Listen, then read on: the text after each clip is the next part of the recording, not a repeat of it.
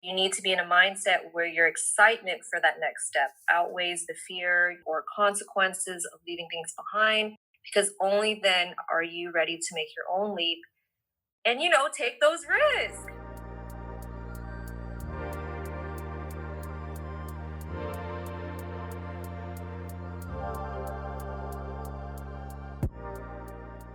Welcome to Living Once Twice, a lifestyle design and personal adventure podcast.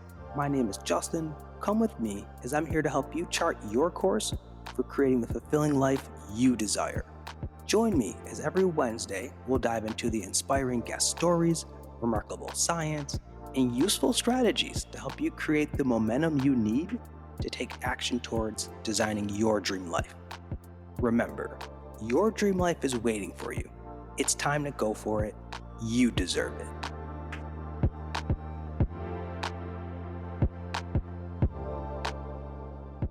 Greetings all, and welcome to Living Once Twice. I'm very excited to bring on today's guest, Shelley V. Shelley is an educator, world traveler, lover of adventure, life, and so much more. Shelley, welcome to today's show. How are you? Hey, Justin, I am just so honored to be invited here to share on your podcast. Thank you so much for having me. Oh, no, thank you so much for being here. As you know, I've been so excited to get to chat and reconnect with you. And before we dive into your adventurous story and the great insight that you have to share with our listeners, I got to give the folks context, which ironically plays so well into our conversation because, Shelley, you and I, we met back in 2015 in Cuernavaca, Mexico, as you were there for a study abroad experience. I was there for a study abroad experience. And we're going to certainly revisit travel. But Shelley, once again, since that time, being able to see your story, hear what you've been up to, and just the way that you are just taking on life, I think it's very inspiring. So I'm beyond excited to chat today. Thank you. Yes. So let's really dive in. Like I said, you've got a lot of insight to share regarding the benefits that come from taking risks, leaning into the uncomfy, and giving ourselves permission to explore and lean into our curiosity. So I just wanted you to share with our listeners just a little bit more about yourself, like where you're from and what's your background, Shelley. So I was born and raised in Cali. My parents are actually two very hardworking refugees that came from Vietnam, and they raised us here in the US. So I'm so thankful for them. My family now lives in Texas, and I've recently moved, and now I'm living in Seoul, South Korea, and I will be teaching here and living on my life. That is amazing. And I think because the role that traveling has played, I want to just dive right into the role traveling has played in your journey, Shelley, because you being in Korea now, I'm very curious to learn, like, where and when did your exposure to the world begin? Actually, when we met in Cuernavaca. Wow. Yes, so I think you were just like at the beginning of that journey when we had just first met. And I think that was when the travel bug bit me. And little did I know it kind of just like spread throughout my veins, and it just fueled me to kind of keep going. And when you say that it fueled you, let's continue down that path. So, all right, you finish up your undergrad experience, you enter the quote unquote real world. What was the turning point for you? Like, when did you realize you wanted to do something different than the conventional route and that you decided that you wanted to live or work abroad?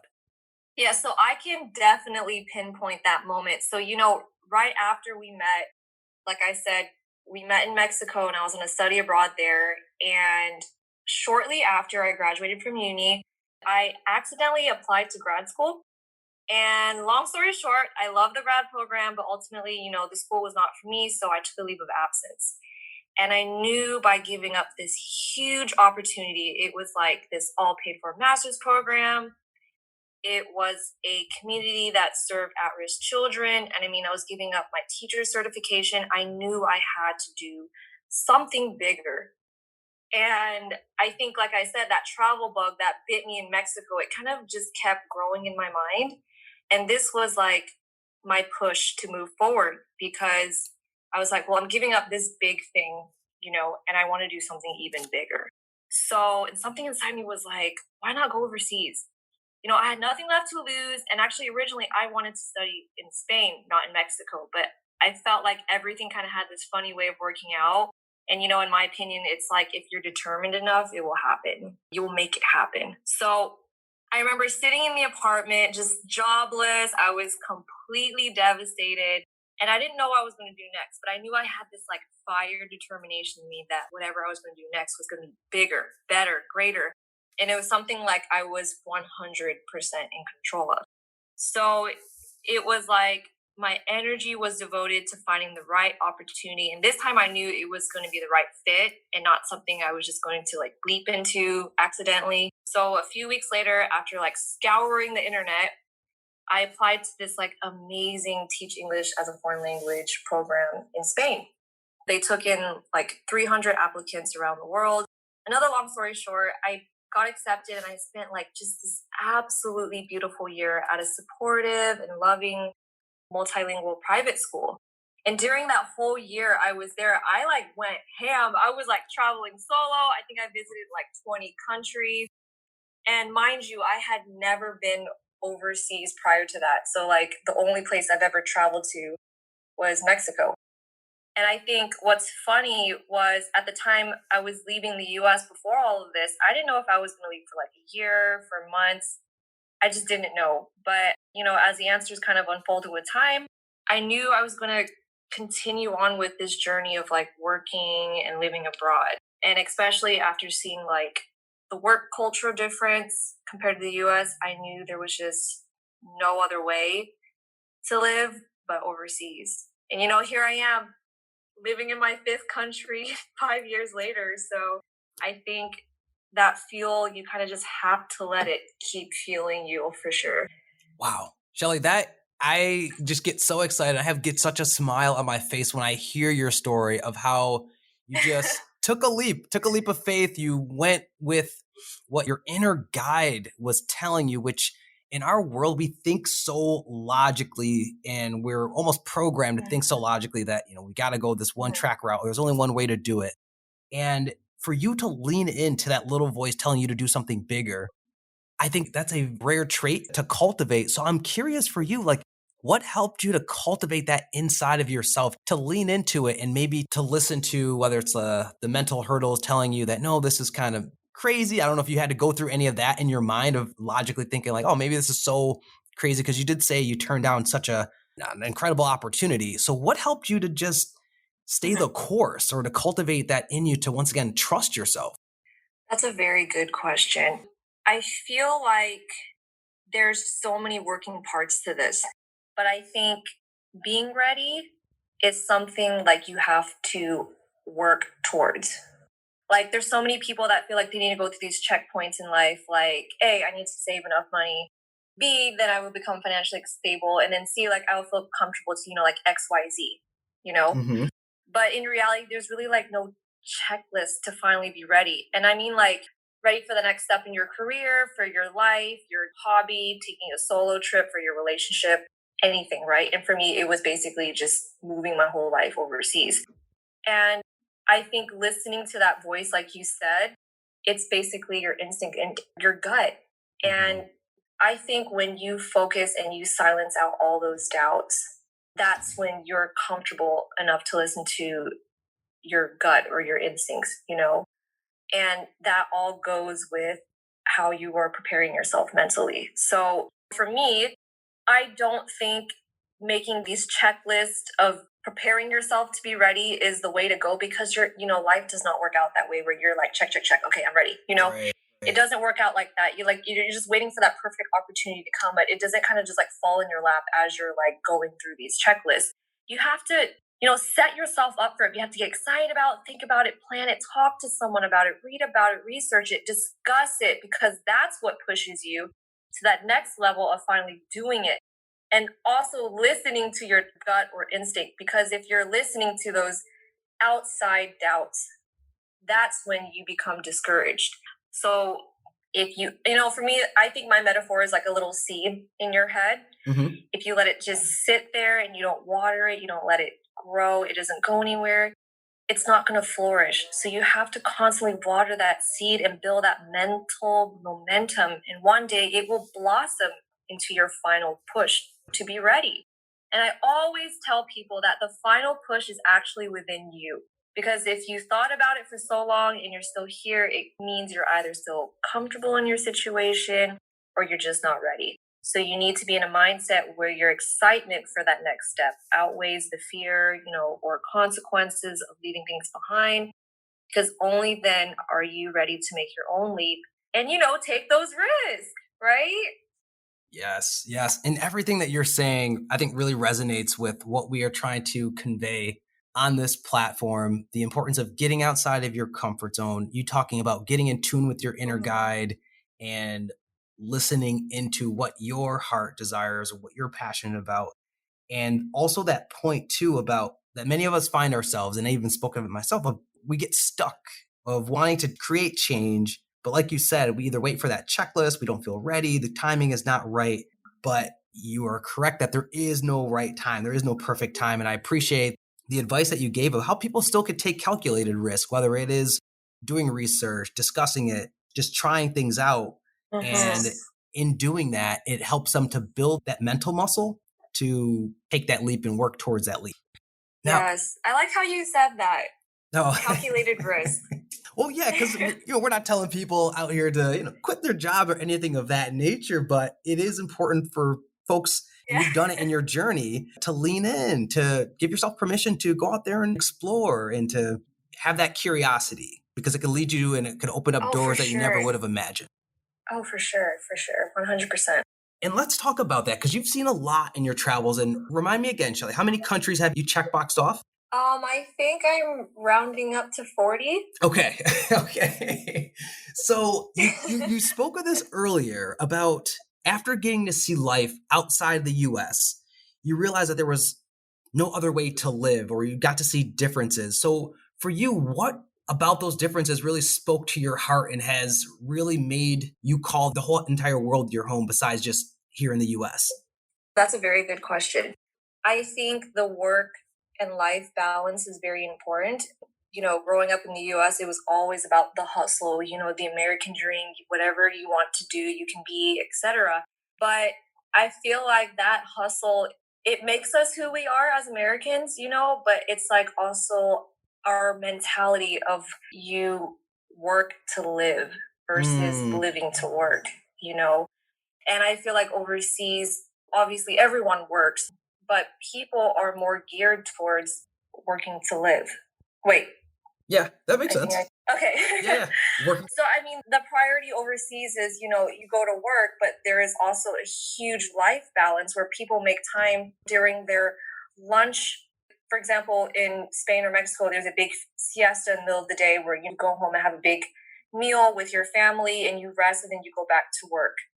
Mm-hmm. You'll have a longer work day, but you have that big gap in the middle of the day to just rest and reset and spend an important part of a meal time together with family. And then after work, you go out and you're spending time with your community versus in the US, you're waking up for the purpose of work. You get home, by then you're very tired and you kind of just repeat the next day. And I feel like this kind of hustle lifestyle is not the way we were supposed to live life. Mm-hmm. And especially with the kind of routines that we go through, there's no way to really create a community unless you're giving a big effort out of your day to create a community. Versus when you're overseas, I feel like it's just easier if it's built within the community to just live with what's around you. You're taking public transportation, so you're immediately within social interactions versus driving to work and you're in a car, so you're kind of like physically blocked off and you're not interacting with people on a day-to-day commute or whatever it is, And I appreciate that you're talking so much about these differences in just lifestyle philosophy of that. Once again, you talked about that grind, and here in the US, we're so focused on climbing up the ladder and we'll rest when we're dead. I know we have a lot of listeners who are in college, yearning to travel abroad, Shelley, but don't think that it's possible for them or for them to do. So what would you say to those students out there who are listening and hearing your story and feel like they would be interested in doing it, but are hesitant about it, or once again, don't think that it's possible or feasible for them to do. Mm. Are you speaking in terms of like financially or like risk taking Yeah, I wise? think we have both. I think when we look at the Okay. barriers that would hold up a lot of students from studying abroad, I think it is definitely finances. It could be Hmm. also just the fear. You don't know the world outside of sometimes the television or what people have told you.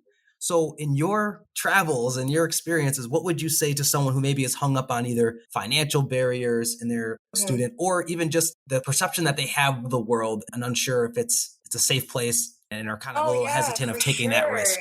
Yeah, for sure. I mean, I was in the same boat too. Prior to meeting you in Mexico, which was my first time ever overseas, I had those similar doubts where I was like, well, I'm not sure if this is a safe country. I don't have the funds to support this.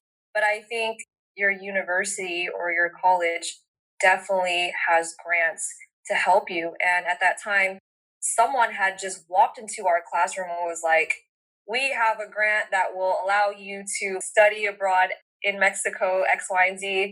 And at the time, I was researching about studying abroad in Spain, and I was like, I cannot afford this. But she kind of just walked in and she's like, we have a grant for this, so everyone apply and this and that. And I was like, yes.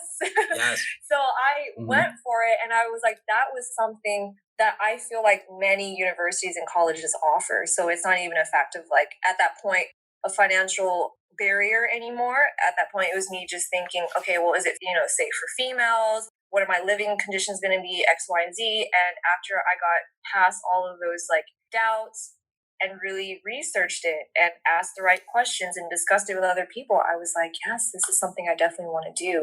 Like I've said before, going through those notions of like getting excited about it, being curious about it, researching, like you said, taking calculated risks, that's what set me up to be very comfortable and sure about the decision to study abroad.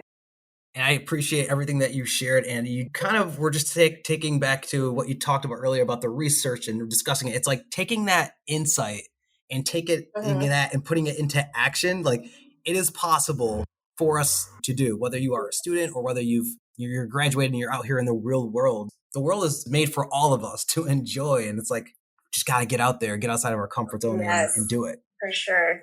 Now, I want to pivot and talk about like just doubt, moments of doubt, because I'm very curious to know if there were any moments during your journeys, your travels, you once again going this road less traveled of working and living abroad, Shelley, that you ever question your decision to do it? Whether it was like, did you make the right move?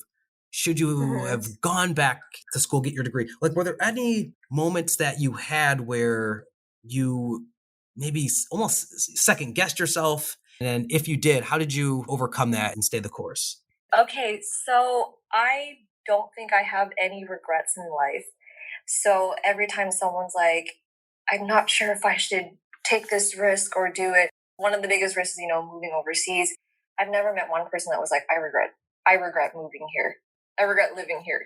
Like I've never once heard someone ever say that to me. In terms of uncertainty, I feel as though this is something so natural. It's something completely terrifying, but it definitely all boils down to your mindset. And I definitely had to try and train myself. I feel like I go through this like unknown fog almost every year. I mean, it's like me trying to figure out whether to stay in a country or move on. Usually there's like visa issues, there's all these questions that are unanswered, and I'll be on a time constraint, and I feel like I'm like facing deportation like the sooner the date comes, and I'm trying to figure it all out. So I mean, this is something that I've had to really get used to, and it all kind of boils down to, like I told you, training your mentality of not thinking about regrets or living in fear of uncertainty, right?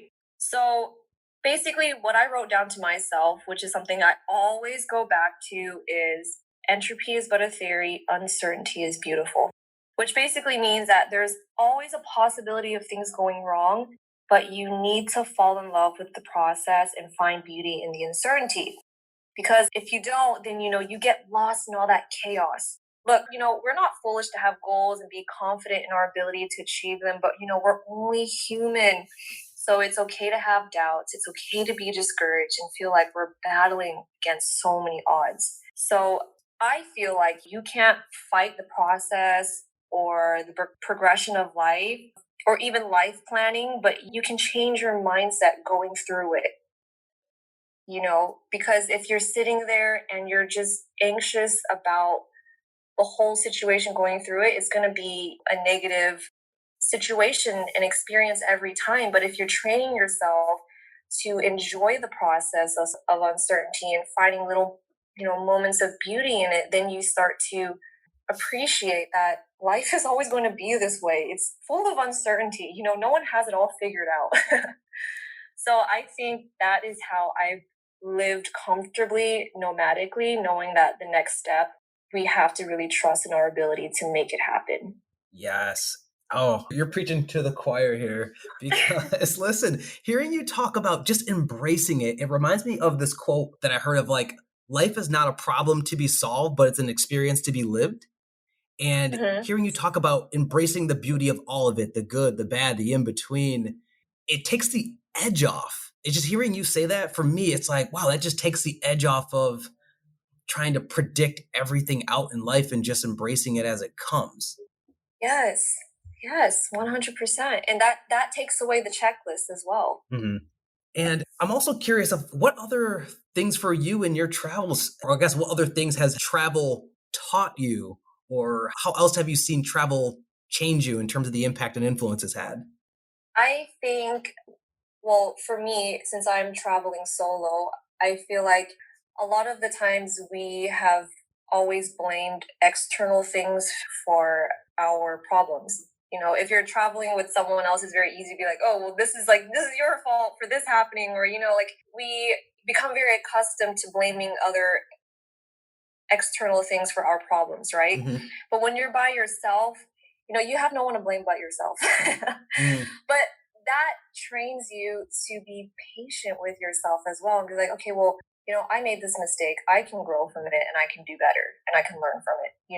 And that only helps you improve your patience and your level of tolerance with problem solving and different external things that you're dealing with at the time, because you really get to know yourself through the good days and the bad days. So I think that is so powerful as a self, realization kind of journey on its own. Man, hearing you talk about the aspect of traveling solo. When I traveled, I mean, geez, I met you. It was a part of a group travel on a trip. And I do want to touch on this real quickly here because you are a boss, Shelley. And you even talked a little bit about this earlier of being a woman and traveling or being a woman traveling alone and what comes with that. And I'm privileged as a male that there's certain things that I don't think about. So is there anything else that you would share with any women who are out there listening who are inspired by your story and thinking that they would also like to embrace the journey of traveling alone or just being out there in that type of adventure? Anything else that you would want to share that may resonate with them from your experience? Oh, thank you for asking. I think women solo travelers are definitely so brave. I feel like I am a very optimistic person, and I truly feel like everyone has pure good intentions. So no one is there to intentionally harm you or hurt you, and that's not everyone's goal. I think like strangers that you meet are more apt to help you. I think if you are doing it for the first time, I say go for it. Obviously, like Justin has said, take calculated risks, do your research about which country is safe. But I would say go for it. Obviously keep your wits at you. I always keep it, like an open eye with my surroundings. Usually when I travel by myself, I don't stay out later than when the sun sets just for my own safety. But if usually there are people that make friends before they arrive and they meet them like online, and it could be like through Facebook groups where you meet another woman that you can meet up there, things like that. But I feel like proudly share like it is very safe to travel by yourself as a woman. You just have to be very observant of your surroundings and trust your gut 100% Mhm. when you're in a situation you don't feel comfortable, just leave. But I feel like those instances are like maybe 2% out of the time I've been traveling. So I definitely encourage anyone, woman, teenager, grandma, grandpa, just go do it. Go do it. You hear that, folks? As the world continues to open up and we get the green light, do it. If you got your passport, do it. Get ready to go, because there's so much adventure out there to see. It is never too late. I remember I was meeting this lady and, she's like, I'm retired, but I'm going to move to Germany. And she's like, I'm not sure if this is the right choice. And I sat down and I talked to her and I was like, it is never too late. She was like, I don't know, I'm just like not your age. And this, and I don't know, I was like, it is never too late. Mm-hmm. And she went and she lived an amazing year in Germany and she was retired. Like, go her. So there is never a wrong time, never a wrong type of person to be or anything to travel, and just go. I appreciate you sharing that advice and that beautiful story as well about the woman that you met and just inspiring her to go for it. And like you said, it's never too late. As long as we're breathing, we're able-bodied, there's still time on the clock to go out here and live your best life. So thank you for that. Yes, preach. Now, Shelley, for our next segment, this is our Each One Teach One section. So these are rapid fire questions. So I've got a few questions for you and you just share what resonates and comes to mind. So are you ready for it? I'm ready. All right, here we go. So I got this one from one of my favorite podcasters, Jay Shetty. And the question is, if you could make a law or policy that everyone had to follow, what would it be and why? Would love it if anyone can travel without all of this paperwork with visas and all of that. Like all of these things about borders, I think it drives me absolutely insane. And it really limits a lot of people as well. So I think we are very privileged to have an American passport that allows us access to many countries and work in them. But I feel like it should be where everyone should be allowed to just go wherever, whenever, without all of this paperwork. So that would be in my ideal world. Yeah, I like it. Open it up. We're world citizens now. The next question I have for you, Shelley, is what's a habit or book that you would say has changed your life? Definitely The Tipping Point by Malcolm Gladwell. Okay. Every time I reread this book, I feel like I'm learning a new perspective from him. Even though it's like maybe my 10th time reading it, like you'll read a chapter and you'll be like, I can resonate with this right now and it's relevant in my life. So I 100% recommend any of Malcolm Gladwell's books, but The Tipping Point is like top shelf. I like how you talked about that replay value. So it sounds like regardless of how many times you read it, because of the perspective you've gained or where you're at in your life, there's always something that either resonates with you or something new you discover, if I understood that correct? Yes. And I think all books kind of have that power, like whatever's relevant to your life in that moment. And that book is kind of mentioning it in the story, whether it's fiction or nonfiction. I feel like we gravitate towards that. Love it. Well, I'll have to add that to my book bucket list here. So I appreciate that, Shelley. Yes. The next question I have is, Shelley, if you had all of the resources on the planet, so time, money, people power, what would you bring to life? What would be your passion project? What would you bring to life in the world? It would definitely have to do with education. I feel like just like our passports, education is also something that maybe underprivileged children may not have access to. So I feel like if I had all of the resources, I think every child should have access to quality education. That's a good one. That's great. And I feel gratitude to you for sharing that. And then last question, and this is the question I'm asking all of our guests this season is, what is one piece of advice you would have given to your 20-year-old self about taking risks in life? I'm going to keep it very simple. I think you need to trust your gut and your instincts. I know this is so cliche, but I feel like your heart and your mind, and you believe you have a soul, and your gut, they're all connected, and you need to trust in it because your brain is always subconsciously and consciously giving you cues, and you either choose to ignore them or embrace them and be very connected with them. So you need to trust your guts and instincts. If something's telling you you should leave, it's time to move on, trust it. If you're not ready, you're not comfortable, then trust it. Don't push yourself. Like you are working at your own pace, and your body knows. Your mind knows, your body knows. So just trust your instincts and your guts 100%. It will lead the way. You heard it here, folks, from Shelley. Your gut, it's another brain, and to lean into it. And we've got this spider sense that so many of us try to turn off, but Shelley is over here doubling down that you need to lean into that. Love it. Yes.